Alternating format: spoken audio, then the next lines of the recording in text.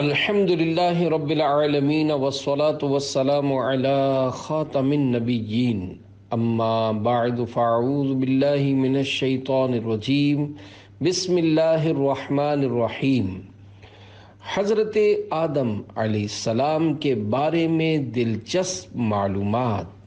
دعائے عطار یا رب المصطفیٰ، جو کوئی 17 صفحات کا رسالہ حضرت آدم علیہ السلام کے بارے میں دلچسپ معلومات پڑھ یا سن لے، اسے حضرت آدم علیہ السلام کے فیضان سے مالا مال فرما اور اس سے ہمیشہ ہمیشہ کے لیے راضی ہو جا۔ آمین بجاہ خاتم النبیین صلی اللہ علیہ وآلہ وسلم۔ درود شریف کی فضیلت۔ اللہ پاک نے جب حضرت آدم علیہ السلام سے حضرت بیوی حوا رضی اللہ عنہا کو پیدا فرمایا تو حضرت آدم علیہ السلام نے ان کی طرف دست محبت بڑھانے کا ارادہ کیا تو فرشتوں نے عرض کی، اے آدم علیہ السلام ٹھہر جائیں، پہلے ان کا مہر ادا کریں۔ آپ علیہ السلام نے فرمایا، ان کا مہر کیا ہے؟ فرشتوں نے عرض کی، ان کا مہر یہ ہے کہ آپ ہمارے سردار محمد مصطفیٰ صلی اللہ علیہ وآلہ وسلم پر 3 یا 10 بار درود پاک پڑھیں۔ چنانچہ آپ علیہ السلام نے درود پڑھا اور فرشتوں کی گواہی سے آپ علیہ السلام کا حضرت بی بی حوا رضی اللہ عنہا سے نکاح ہو گیا۔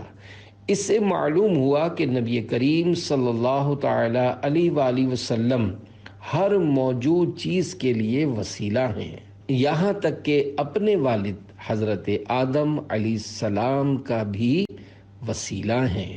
حوا سے جب آدم کا عہد مہر درود ہوا، آدم سے وہ نور خدا زوجہ کو تفویض ہوا۔ لا الہ الا اللہ آمنا برسول اللہ صلو علی الحبیب صلی اللہ علی محمد۔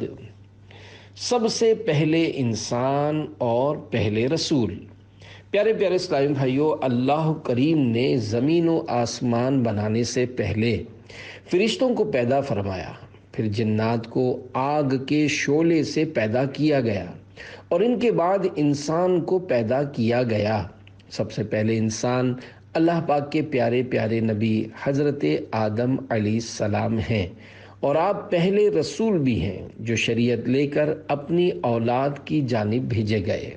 حضرت نوح علیہ السلام کو اول الرسل اس وجہ سے کہا جاتا ہے کہ آپ علیہ السلام کفر و شرک پھیلنے کے بعد سب سے پہلے مخلوق کی ہدایت کے لیے بھیجے گئے۔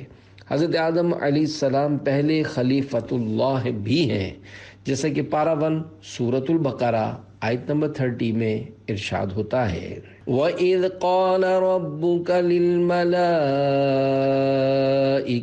إِنِّي جَاعِلٌ فِي الْأَرْضِ خَلِيفَةً۔ ترجمہ کنز ایمان۔ اور یاد کرو جب تمہارے رب نے فرشتوں سے فرمایا، میں زمین میں اپنا نائب بنانے والا ہوں۔ اس آیت کی تفسیر میں ہے، خلیفہ اسے کہتے ہیں جو احکامات جاری کرنے اور دیگر اختیارات میں اصل کا نائب ہوتا ہے۔ اگرچہ تمام انبیاء علیہ السلام اللہ پاک کے خلیفہ ہیں، لیکن یہاں خلیفہ سے حضرت آدم علیہ السلام مراد ہیں، اور فرشتوں کو حضرت آدم علیہ السلام کی خلافت کی خبر اس لیے دی گئی کہ وہ ان کے خلیفہ بنائے جانے کی حکمت معلوم کریں اور ان پر خلیفہ کی عظمت و شان ظاہر ہو کہ ان کو پیدائش سے پہلے ہی خلیفہ کا لقب عطا کر دیا گیا ہے اور آسمان والوں کو ان کی پیدائش کی خوشخبری دی گئی۔ اللہ پاک اور اس کے رسول صلی اللہ علیہ وآلہ وسلم کی سنت۔ اے عاشقان رسول، اللہ کریم اس سے پاک ہے کہ اسے کسی سے مشورے کی ضرورت ہو۔ البتہ یہاں خلیفہ بنانے کی خبر فرشتوں کو ظاہری طور پر مشورے کے انداز میں دی گئی۔ اس سے اشارتاً معلوم ہوتا ہے کہ کوئی اہم کام کرنے سے پہلے اپنے ماتحت افراد سے مشورہ کر لیا جائے تاکہ اس کام سے متعلق ان کے ذہن میں کوئی بات ہو تو اس کا حل ہو سکے، یا کوئی ایسی مفید رائے مل جائے جس سے وہ کام مزید بہتر انداز سے ہو جائے۔ اللہ پاک نے اپنے پیارے پیارے آخری نبی صلی اللہ علیہ وآلہ وسلم کو بھی صحابہ کرام رضی اللہ عنہم سے مشورہ کرنے کا قرآن کریم میں حکم ارشاد فرمایا۔ بے شک اللہ پاک کو فرشتوں اور حضور صلی اللہ علیہ وآلہ وسلم کو اپنے اصحاب سے مشورہ کرنے کی حاجت نہیں ہے، لیکن مشورہ کرنے کا فرمانا تعلیم امت کے لیے ہے تاکہ امت بھی اس سنت پر عمل کرے۔ حضرت عبداللہ بن عباس رضی اللہ عنہما سے روایت ہے کہ جب یہ آیت کریمہ وَشَاوِرْهُمْ فِي الْأَمْرِ پارہ 4 سورہ آل عمران آیت نمبر 159 ترجمہ کنز الایمان اور کاموں میں ان سے مشورہ لو نازل ہوئی تو نبی رحمت صلی اللہ علیہ وآلہ وسلم نے ارشاد فرمایا، بے شک اللہ پاک اور اس کا رسول صلی اللہ علیہ وآلہ وسلم مشورے سے مستغنی یعنی بے پرواہ ہیں، لیکن اللہ پاک نے مشورے کو میری امت کے لیے رحمت بنا دیا ہے۔ سنت کے 3 حروف کی نسبت سے مشورے کے بارے میں 3 فرامین مصطفیٰ۔ نمبر 1، جو شخص کسی کام کا ارادہ کرے اور اس میں کسی مسلمان شخص سے مشورہ کرے، اللہ پاک اسے درست کام کی ہدایت دے دیتا ہے۔ نمبر 2، جس نے مشورہ کیا وہ نادم یعنی شرمندہ نہیں ہوگا۔ نمبر 3، جو بندہ مشورہ لے وہ کبھی بدبخت نہیں ہوتا، اور جو بندہ خود رائے اور دوسروں کے مشوروں سے مستغنی یعنی بے پرواہ ہو وہ کبھی نیک بخت نہیں ہوتا۔ صلو علی الحبیب صلی اللہ علی محمد۔ حضرت آدم علیہ السلام کی پیدائش۔ پیارے پیارے اسلامی بھائیوں، اللہ پاک نے حضرت آدم علیہ السلام کو بغیر ماں باپ کے مٹی سے پیدا فرمایا ہے۔ آپ کی پیدائش کا واقعہ کچھ یوں ہے کہ اللہ پاک نے حضرت جبرائیل علیہ السلام کو حکم ارشاد فرمایا کہ زمین سے ایک مٹھی مٹی اٹھا کر لاؤ۔ حضرت جبرائیل علیہ السلام نے زمین سے مٹی اٹھانی چاہی تو زمین نے اس کا سبب پوچھا۔ آپ نے سارا واقعہ بیان کیا۔ اس پر زمین کہنے لگی، میں خدا کی پناہ چاہتی ہوں اس بات سے کہ مجھ سے کچھ کم کیا جائے یا میری کوئی چیز خراب کی جائے۔ حضرت جبریل علیہ السلام مٹی لیے بغیر واپس لوٹ آئے اور عرض کی، اے میرے رب، زمین نے تیری پناہ مانگی تو میں تیرے نام پاک اور تیری عزت کا ادب کرتے ہوئے واپس آ گیا اور اسے پناہ دے دی۔ پھر اللہ پاک نے حضرت میکائیل علیہ السلام کو بھیجا تو انہوں نے بھی اسے پناہ دے دی اور بارگاہ الہی میں وہی عرض کی جو حضرت جبریل علیہ السلام نے کی تھی۔ پھر اللہ پاک نے حضرت اسرافیل علیہ السلام کو بھیجا تو وہ بھی اسی طرح واپس آ گئے۔ پھر حضرت عزرائیل علیہ السلام کو بھیجا۔ جب زمین نے ان سے پناہ مانگی تو انہوں نے فرمایا، میں اس بات سے اللہ پاک کی پناہ مانگتا ہوں کہ اس کے حکم پر عمل کیے بغیر واپس چلا جاؤں۔ چنانچہ انہوں نے زمین سے مٹی لے لی تو اللہ پاک نے روح قبض کرنے کا کام بھی انہی کے ذمے لگایا کہ تم نے ہی اس مٹی کو زمین سے الگ کیا ہے، تم ہی اس کو ملانا، اور ان کا نام ملک الموت یعنی موت کا فرشتہ رکھا گیا۔ کتنی قسم کی مٹیاں تھیں۔ اللہ پاک کے پیارے پیارے آخری نبی مکی مدنی محمد عربی صلی اللہ علیہ وآلہ وسلم نے ارشاد فرمایا، اللہ پاک نے آدم علیہ السلام کو ایک مٹھی سے پیدا کیا جو تمام روئے زمین سے لی گئی، لہذا اولاد آدم زمین کے اندازے پر آئی۔ ان میں سرخ، سفید اور کالے اور درمیانے اور نرم و سخت، پلید و پاک ہیں۔ بعض حضرات نے فرمایا کہ حضرت آدم علیہ السلام کی مٹی میں 60 قسم کے رنگ شامل تھے، وہ تمام آپ کی اولاد میں پائے جاتے ہیں۔ حضرت آدم علیہ السلام کو آدم کیوں کہتے ہیں؟ حضرت عبداللہ بن عباس رضی اللہ عنہما نے ارشاد فرمایا، بے شک اللہ پاک نے آدم کو جمعہ کے دن عصر کے بعد پیدا فرمایا اور آپ کو عدیم الارض یعنی ظاہری زمین کی ایک مٹھی مٹی سے پیدا فرمایا، اس لیے آپ کو آدم کہتے ہیں، اور آپ کی اولاد کو آدمی یعنی آدم والا کہتے ہیں۔ حضرت آدم علیہ السلام کی کنیت، پیارے پیارے اسلامی بھائیوں، حضرت آدم علیہ السلام چونکہ تمام انسانوں کے والد ہیں، اس لیے آپ کی ایک کنیت ابو البشر یعنی تمام انسانوں کے والد ہے۔ آپ علیہ السلام کی ایک کنیت ابو محمد بھی ہے، اور جنت میں بھی یہ کنیت آپ کی ہوگی، جیسا کہ حدیث پاک میں ہے کہ جنت میں کسی کی کنیت نہیں ہوگی سوائے حضرت آدم علیہ السلام کے، اور آپ کی عزت و تعظیم کے لیے جنت میں کنیت ابو محمد ہوگی۔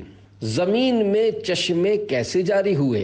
ایک روایت میں ہے کہ جب اللہ پاک نے حضرت آدم علیہ السلام کو پیدا فرمانے کا ارادہ کیا تو زمین سے فرمایا، میں تجھ سے ایک مخلوق پیدا کرنے لگا ہوں، تو جس نے میری فرما برداری کی اسے میں جنت میں داخل کروں گا، اور جس نے میری نافرمانی کی اسے میں جہنم میں ڈال دوں گا۔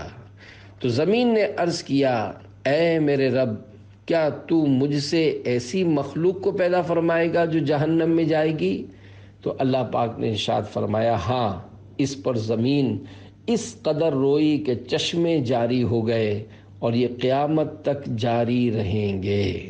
میت کو خوشبو کیوں لگاتے ہیں؟ اللہ پاک کی بارگاہ میں زمین نے عرض کی، یا اللہ پاک، مجھ سے مٹی اٹھانے سے میری مٹی کم ہو گئی ہے۔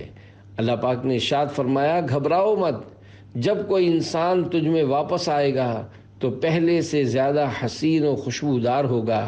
یہی وجہ ہے مردے کو عطر و مشک سے خوشبودار کیا جاتا ہے۔ انسان کی زندگی میں خوشیاں کم اور غم زیادہ کیوں؟ اللہ پاک کے حکم سے جب زمین سے مٹی جمع کر لی گئی تو اللہ پاک نے حکم ارشاد فرمایا کہ اس کو وہاں رکھو جہاں آج خانہ کعبہ ہے۔ پھر فرشتوں کو حکم ہوا کہ اس مٹی کا مختلف پانیوں سے گارا بنائیں۔ پھر اس پر 40 دن بارش ہوئی، 39 دن غم کی اور 1 دن خوشی کی۔ اسی لیے انسان کی زندگی میں خوشی کم اور غم زیادہ ہیں۔ کھجور، انگور اور انار کی پیدائش۔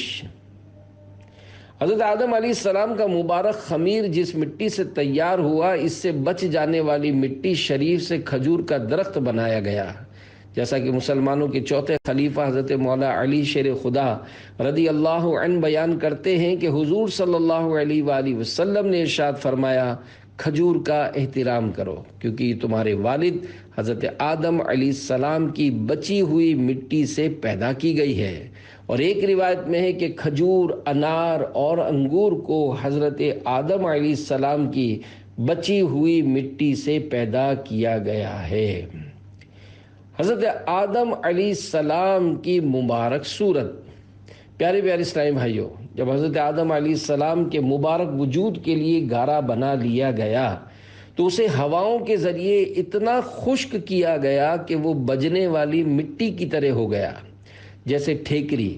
پھر اللہ پاک نے فرشتوں کو حکم ارشاد فرمایا کہ اس کو مکے اور طائف کے درمیان وادی نعمان میں عرفات کے پہاڑ کے نزدیک رکھ دو۔ اس کے بعد اللہ پاک نے اپنے دست قدرت سے حضرت آدم علیہ السلام کا وجود بنایا۔ فرشتوں نے پہلے کبھی ایسی خوبصورت شکل و صورت نہیں دیکھی تھی، اس لیے وہ حضرت آدم علیہ السلام کا مبارک وجود دیکھ کر بڑے حیران ہوئے اور ان کے ارد گرد تعجب سے دیکھتے رہے۔ ابلیس لعین کی بد نصیبی۔ حضرت انس رضی اللہ عنہ کی روایت میں ہے کہ حضور پر نور صلی اللہ علیہ وآلہ وسلم نے ارشاد فرمایا، جب اللہ پاک نے جنت میں حضرت آدم علیہ السلام کی صورت بنائی تو جب تک اسی حالت میں رکھنا چاہا تو انہیں چھوڑے رکھا۔ ابلیس ان کے آس پاس گردش کرنے لگا، وہ دیکھتا تھا کہ یہ کیا چیز ہے۔ تو جب اس نے انہیں خالی پیٹ دیکھا تو تو سمجھ گیا کہ یہ ایسی مخلوق پیدا کی گئی ہے جو اپنے اوپر قابو نہ رکھے گی، یعنی یہ مخلوق شہوت اور غصے کے وقت اپنے نفس پر قابو نہ رکھے گی اور شیطانی وسوسے آسانی سے دور نہ کر سکے گی۔ ایک اور روایت میں ہے کہ حضرت آدم علیہ السلام کے مبارک وجود کو دیکھ کر ابلیس نے یہ بھی کہا، ہاں اس کے سینے کی بائیں جانب ایک بند کوٹھڑی ہے، یہ خبر نہیں کہ اس میں کیا ہے، شاید یہی وہ لطیفہ ربانی کی جگہ ہو جس کی وجہ سے یہ خلافت کا حقدار ہوا ہے۔ ابلیس نے فرشتوں سے پوچھا، اگر اسے یعنی حضرت آدم علیہ السلام کو تم سے افضل بنایا گیا تو تم کیا کرو گے؟ انہوں نے کہا، ہم اللہ پاک کا حکم مانیں گے۔ بدبخت شیطان لعین اپنے دل میں کہنے لگا، اگر اسے مجھ سے افضل بنایا گیا تو میں اس کے تابع نہیں رہوں گا۔ مشہور غلط فہمی۔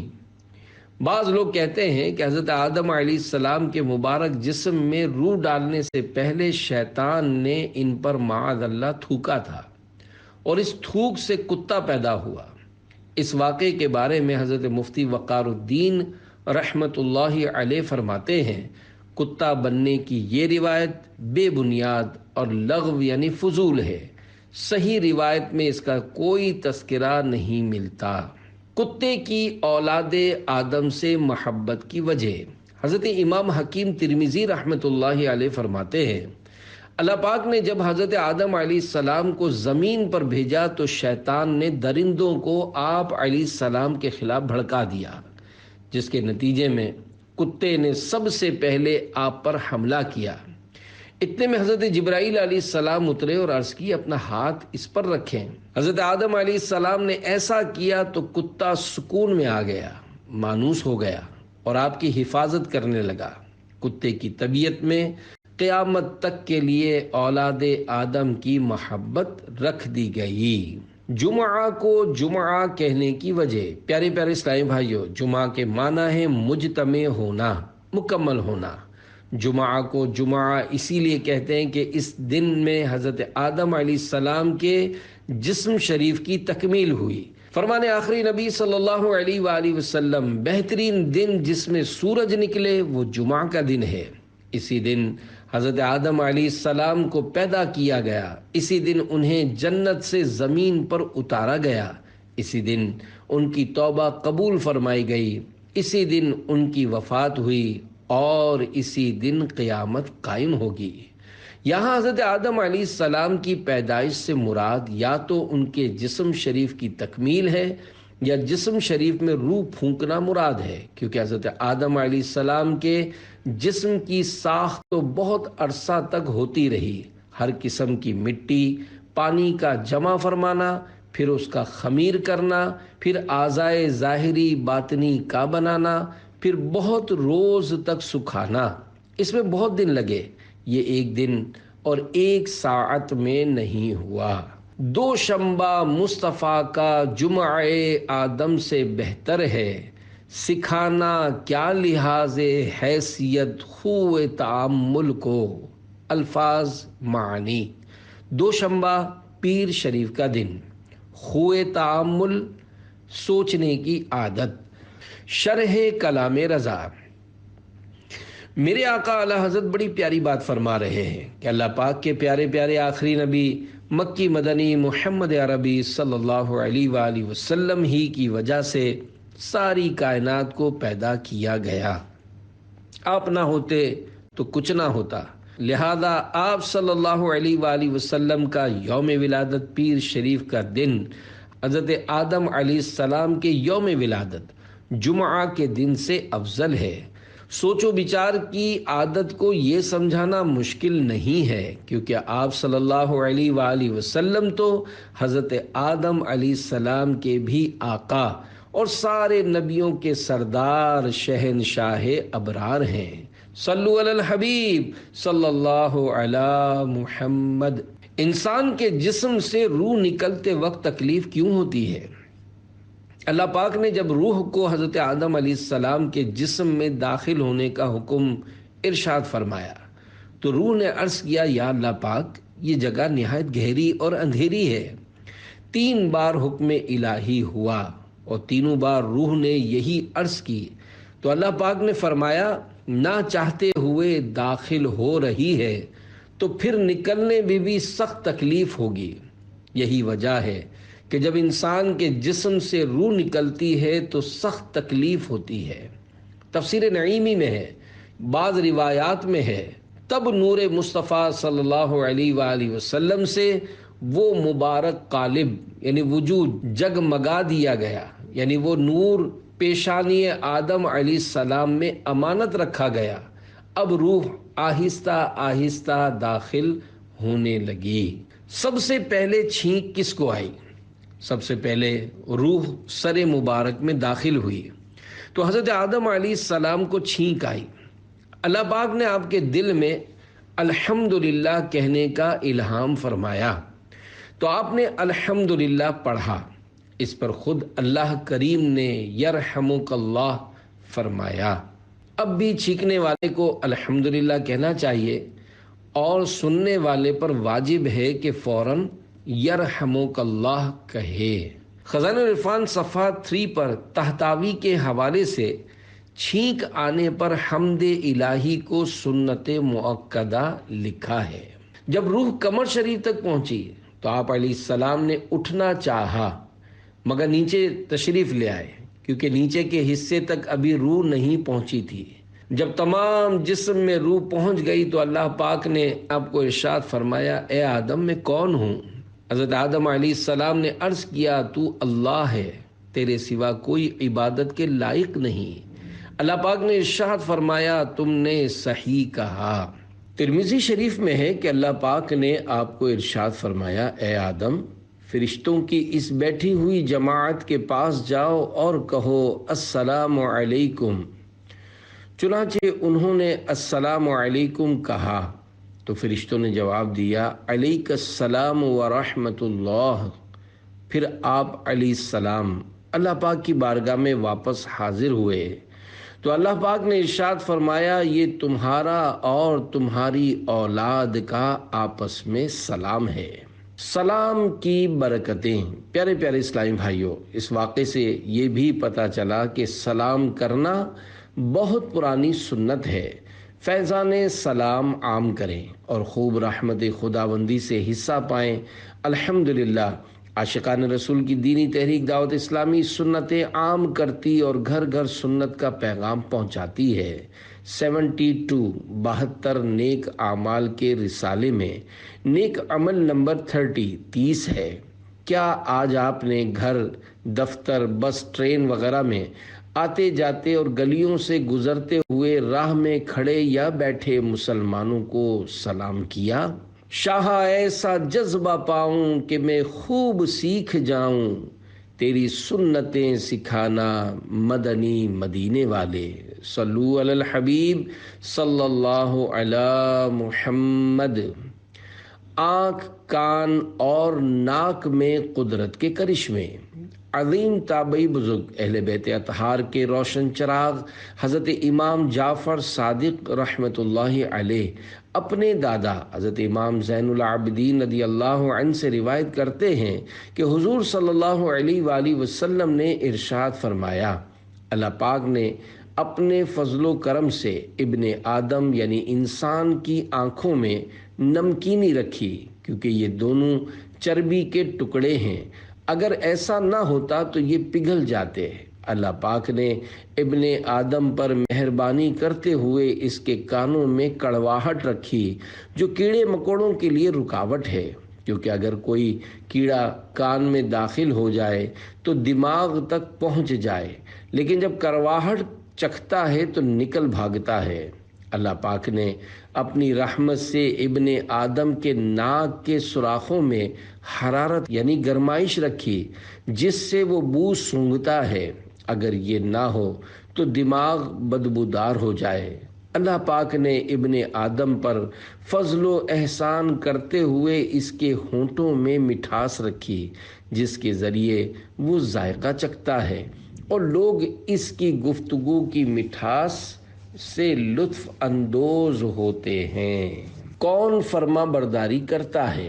پیارے پیارے اسلامی بھائیوں، اللہ پاک نے جب حضرت آدم صفی اللہ علیہ السلام کو پیدا فرمایا تو فرشتوں نے کہا اللہ پاک ایسی مخلوق پیدا نہیں فرمائے گا جو ہم سے زیادہ علم والی اور بارگاہ الہی میں ہم سے زیادہ عزت والی ہو۔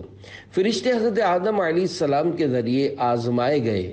اسی طرح اللہ پاک بندوں کو آزمائش میں مبتلا فرماتا ہے تاکہ ظاہر ہو کہ کون فرما برداری کرتا اور کون نافرمانی کرتا ہے، اور جو دنیا اور آخرت کے بارے میں غور و فکر کرتا ہے وہ ایک کی دوسرے پر فضیلت جان لیتا ہے اور پہچان لیتا ہے کہ دنیا آزمائش کا گھر اور فنا ہونے والی ہے، جبکہ آخرت بدلے کا ہمیشہ باقی رہنے والا گھر ہے۔ لہذا اگر تم طاقت رکھتے ہو تو ان لوگوں میں سے ہو جاؤ جو دنیا کی ضرورت کو آخرت کی ضرورت کی خاطر چھوڑ دیتے ہیں، اور نیکی کی توفیق اللہ پاک ہی کی طرف سے ملتی ہے۔ حضرت آدم علیہ السلام کا قد مبارک بخاری شریف میں ہے، حضرت آدم علیہ السلام کا مبارک قد 60 گز یعنی 90 فٹ تھا۔ جو بھی جنت میں جائے گا وہ حضرت آدم علیہ السلام کی صورت پر ہوگا اور اس کا قد 60 گز ہوگا۔ پھر حضرت آدم علیہ السلام کے بعد اب تک مخلوق قد و قامت میں کم ہوتی رہی ہے۔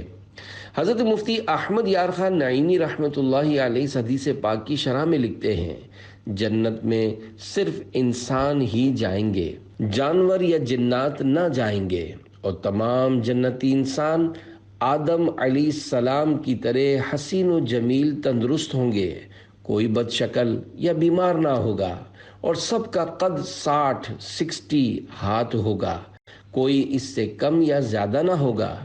دنیا میں خواہ پست یعنی چھوٹا قد تھا یا دراز یعنی لمبا قد، بچہ تھا یا بوڑھا، مگر یہ کمی صرف دنیا میں ہے، آخرت میں جنت میں پوری کر دی جاوے گی۔ اے عاشقان رسول، بظاہر اتنا لمبا قد ہونا عجیب اور ناممکن معلوم ہوتا ہے، لیکن اللہ پاک کی قدرت پر نظر کی جائے تو نہ یہ عجیب ہے اور نہ ہی ناممکن، کیونکہ اللہ پاک اتنے لمبے قد والا انسان بنانے پر بالکل قادر ہے پاک رتبہ فکر سے اس بے نیاز کا، کچھ دخل عقل کا ہے ناکام امتیاز کا۔ صلو علی الحبیب صلی اللہ علی محمد۔ سب سے افضل مخلوق عظیم تابعی بزرگ حضرت سعید بن جبیر رحمۃ اللہ علیہ فرماتے ہیں، اولاد آدم کا آپس میں اس بات پر جھگڑا ہوا کہ اللہ پاک کی بارگاہ میں سب سے زیادہ عزت والی مخلوق کون سی ہے؟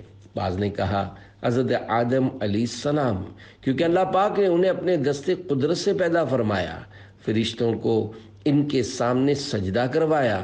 بعض نے کہا اللہ پاک کی بارگاہ میں سب سے زیادہ عزت والی مخلوق فرشتے ہیں جو اس کی نافرمانی نہیں کرتے۔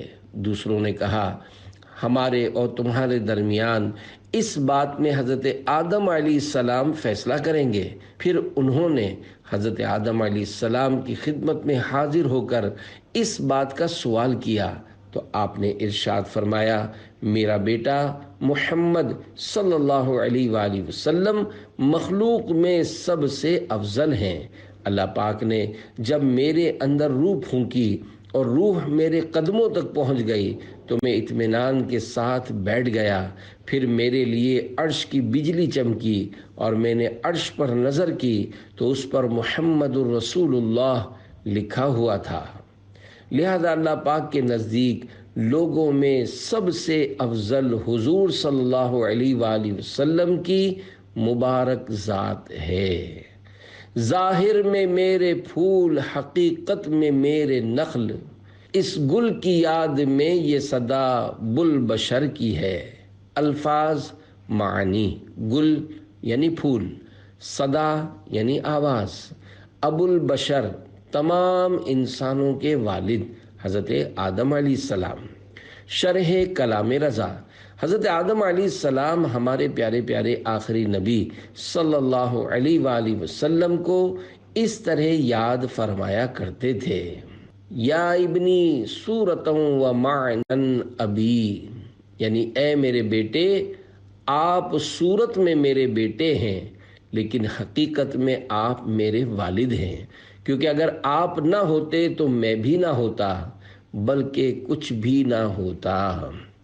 وہ جو نہ تھے تو کچھ نہ تھا، وہ جو نہ ہو تو کچھ نہ ہو، جان ہے وہ جہان کی، جان ہے تو جہان ہے۔ صلو علی الحبیب صلی اللہ علی محمد۔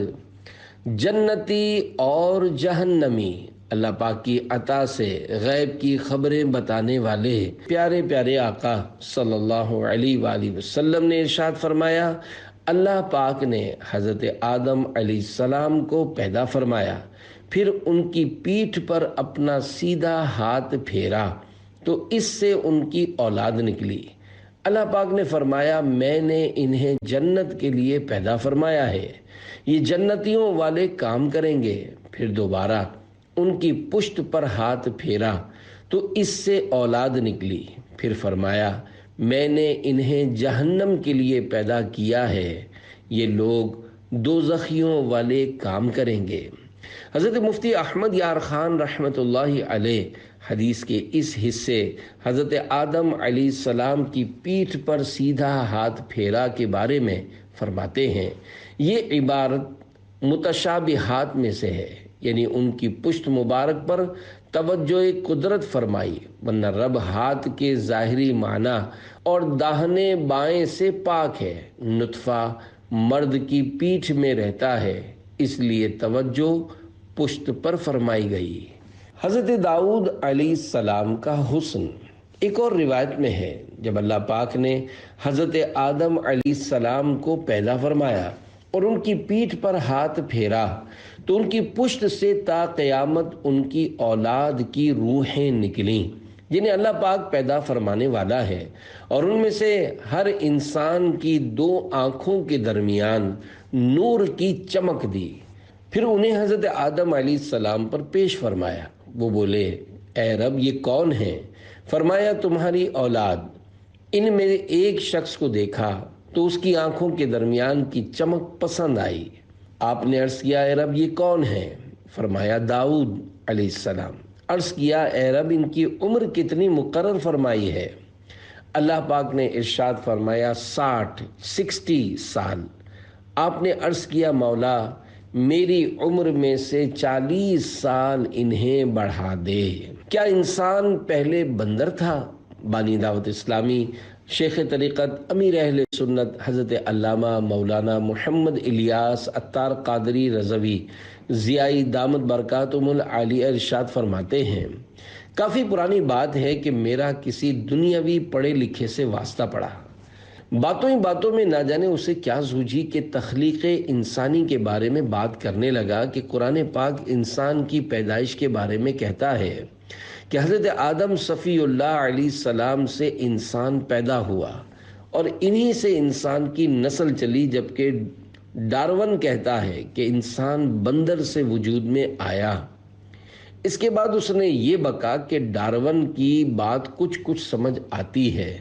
یہ سن کر میں بالکل پریشان ہو گیا کہ اس نے تو اپنے ایمان کا جنازہ اٹھا دیا ہے، کیونکہ اس نے قرآن پاک پر شک کیا اور کہا کہ ڈارون کی بات کچھ سمجھ آتی ہے۔ قرآن کریم کے مقابلے میں کسی کی بات تھوڑی بھی کیوں سمجھ آئے؟ ایسی سمجھ کو چولہے میں ڈال دینا چاہیے، یہ کس کام کی ہے؟ بہرحال پھر میں نے موقع ملتے ہی اس کو سمجھا کر توبہ کروائی اور کلمہ پڑھایا کہ یہ بات تو اسلام سے خارج کر دینے والی ہے۔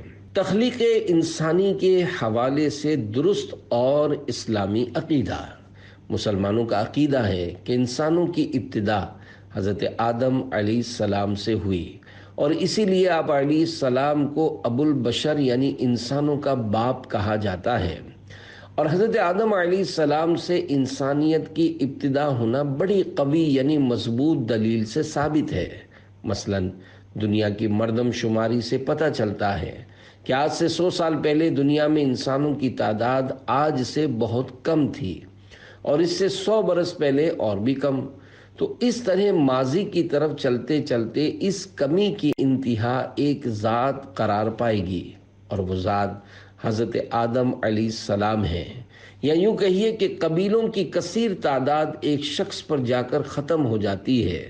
مثلا سید دنیا میں کروڑوں پائے جائیں گے، مگر ان کی انتہا رسول اکرم صلی اللہ علیہ وآلہ وسلم کی ایک ذات پر ہوگی۔ یوں ہی بنی اسرائیل کتنے بھی کثیر ہوں، مگر اس تمام کثرت کا اختتام حضرت یعقوب علیہ السلام کی ایک ذات پر ہوگا۔ اب اسی طرح اور اوپر کو چلنا شروع کریں تو انسان کے تمام کنبوں، قبیلوں کی انتہا ایک ذات پر ہوگی، جس کا نام تمام آسمانی کتابوں میں آدم ہے۔ اور یہ تو ممکن نہیں ہے کہ وہ ایک شخص پیدائش کے موجودہ طریقے سے پیدا ہوا ہو، یعنی ماں باپ سے پیدا ہوا ہو، کیونکہ اگر اس کے لیے باپ فرض بھی کیا جائے تو ماں کہاں سے آئے، اور پھر جسے باپ مانا وہ خود کہاں سے آیا؟ لہذا ضروری ہے کہ اس کی پیدائش بغیر ماں باپ کی ہو، اور جب بغیر ماں باپ کے پیدا ہوا تو بالیقین وہ اس طریقے سے ہٹ کر پیدا ہوا، اور وہ طریقہ قرآن نے بتایا کہ اللہ پاک نے اسے مٹی سے پیدا کیا، جو انسان کی رہائش یعنی دنیا کا بنیادی جز ہے۔ پھر یہ بھی ظاہر ہے کہ جب ایک انسان یوں وجود میں آ گیا تو دوسرا ایسا وجود چاہیے جس سے نسل انسانی چل سکے، تو دوسرے کو بھی پیدا کیا گیا، لیکن دوسرے کو پہلے کی طرح مٹی سے بغیر ماں باپ کے پیدا کرنے کے بجائے جو ایک شخص انسانی موجود تھا اسی کے وجود سے پیدا فرما دیا، کیونکہ ایک شخص کے پیدا ہونے سے 9 موجود ہو چکی تھی۔ چنانچہ دوسرا وجود پہلے وجود سے کچھ کمتر اور عام انسانی وجود سے بلند تر طریقے سے پیدا کیا گیا، یعنی حضرت آدم علیہ السلام کی ایک بائیں پسلی ان کے آرام کے دوران نکالی، اور ان سے ان کی بیوی حضرت بی بی حوا رضی اللہ عنہا کو پیدا کیا گیا۔ چونکہ حضرت بی بی حوا رضی اللہ عنہا مرد و عورت والے باہمی ملاپ سے پیدا نہیں ہوئیں، اس لیے وہ اولاد نہیں ہو سکتی۔ حضرت آدم علیہ السلام کی گریہ وزاری حضرت بریدہ رضی اللہ عنہ سے روایت ہے، نبی اکرم صلی اللہ علیہ وآلہ وسلم نے ارشاد فرمایا، اگر حضرت داؤد علیہ السلام اور تمام اہل زمین کی گریہ وزاری کا حضرت آدم علیہ السلام کے رونے سے موازنہ کیا جائے تو وہ آپ کی گریہ وزاری کے برابر نہ ہوگا۔